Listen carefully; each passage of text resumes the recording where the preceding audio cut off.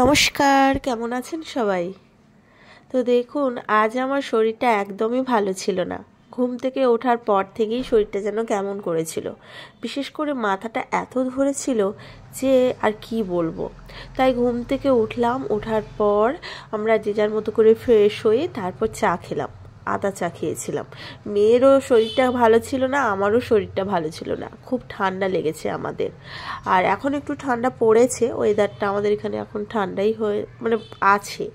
তো যাই হোক, যখন ঠান্ডা লেগেছে তারপর আমরা আদা চা খেলাম।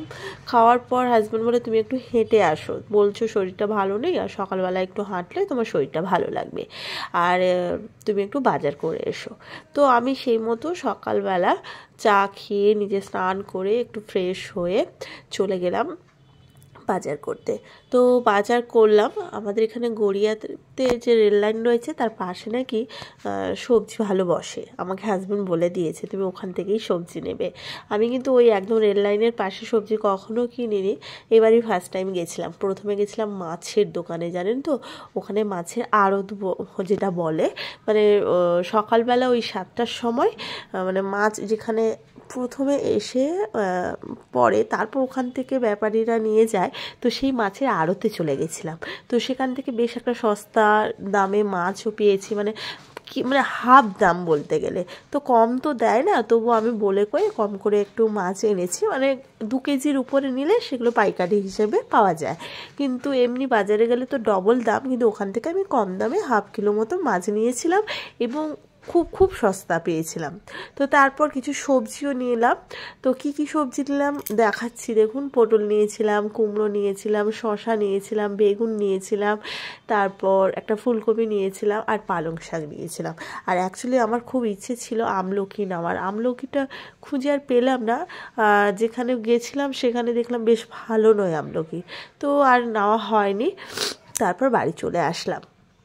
তারপর এখন এসে সবজিগুলো গুছিয়ে রাখলাম, মাছগুলো কেটে ধুয়ে নিয়েছি। আর এদিকে নিয়ে এসেছিলাম মেয়ের জন্য ছেঁড়া পরোটা।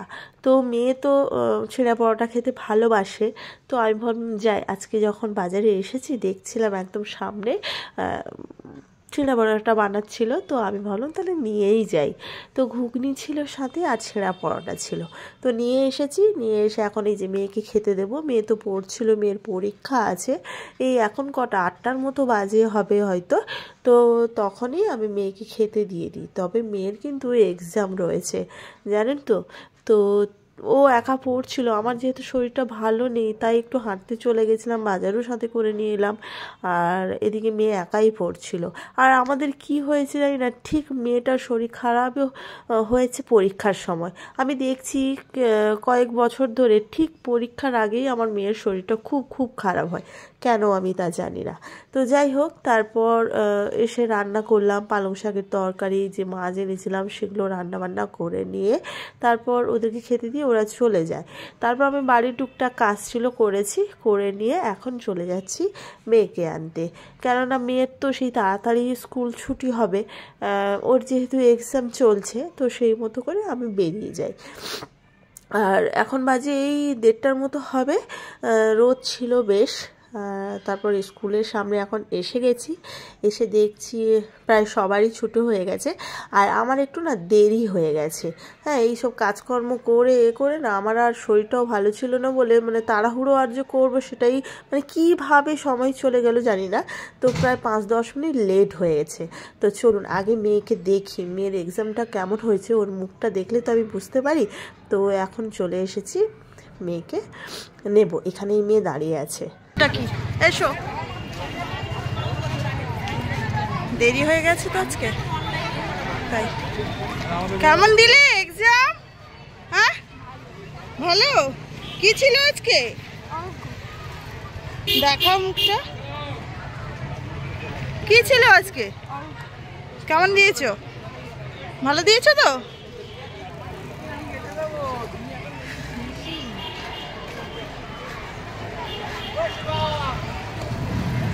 তো এবার মেয়েকে নিয়ে এবার বাড়ি যাই। এখন বেজে গেছে, কখন ছুটি হয়েছে রে মা?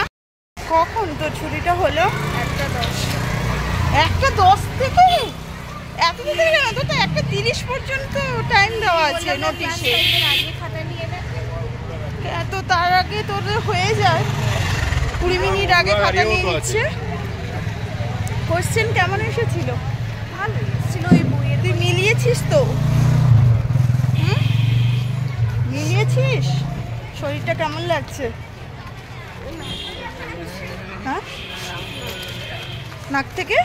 আরে নাক, কি নাক কি নাক কি ওই সর্দি। বলো, নাক থেকে সর্দি বেরোচ্ছে। তাছাড়া আর এমনি মাথা ধরা। হ্যাঁ, এগুলো জ্বালাই জ্বালা করছে। তো জ্বালা করবে না, তো সারাক্ষণ নাক মুশি, নাকের পাশে তো দাগ হয়ে গেছে, ছুলেও গেছে, ওই জন্য। ফুল মার্কস আসবে? মিলিয়েছিলি? মিলাতে ভুল বেরিয়েছে?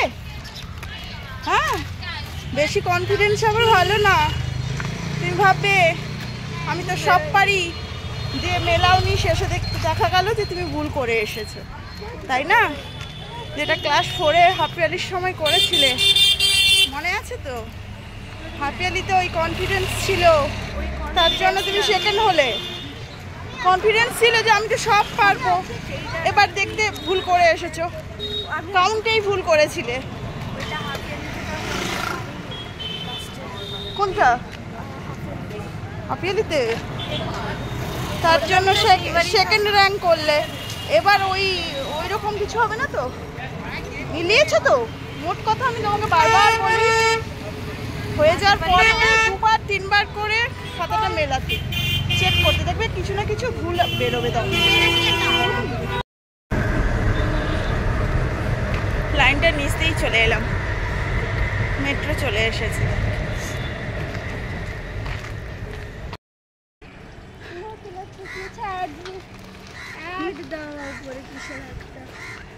হ্যাঁ, যা সামনে যা।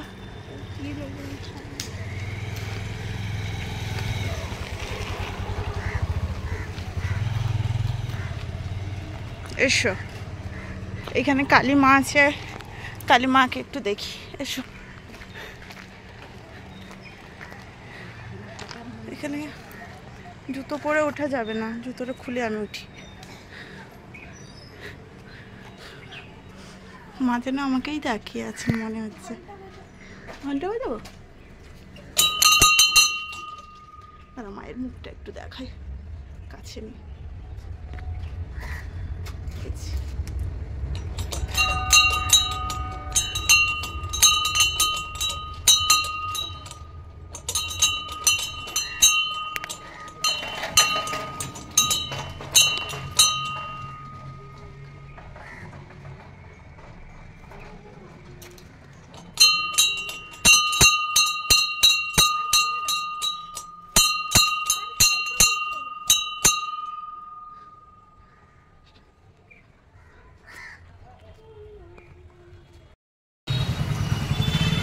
চকলেটটা খা, ঠিক আছে? এবার নরম জামাই লাগবে, এমনি খাও, আমার লাগবে না, আমার একটু মুখে দাও, শুধু মুখে দাও।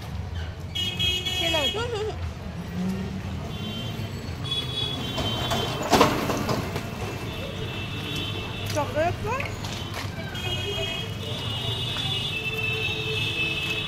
বা ভালো করে, ওটা এক দিদি দিয়েছে, ক্লাস 7-এ পড়ে। ওর কি আজকে বার্থডে?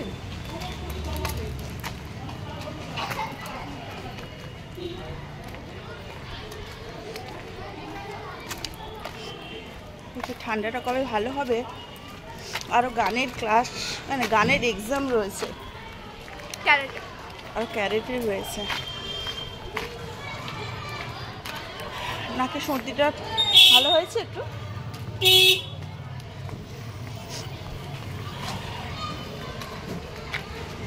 নাকে সর্দিটা আছে এখনো, বলছে ভালো হয়নি সেইভাবে।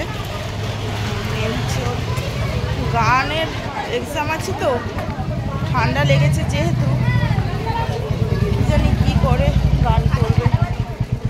গানের এক্সামে তো নাম্বার রয়েছে, সেটাতে কি করে দেখা যাক। বাড়ির কাছাকাছি এসে গেছি।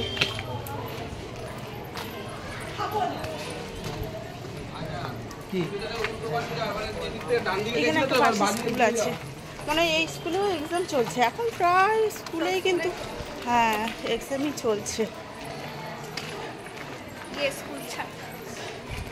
একটু মনে হচ্ছে কিছু কেনাকাটা করতে বেরোতে। দেখি শরীরটা যদি ভালো লাগে বিকেলের দিকে যাব কিছু কিনতে। তো যাই হোক, ভিডিওটা আর এখানেই রেখে দিই, আর বড় করছি না।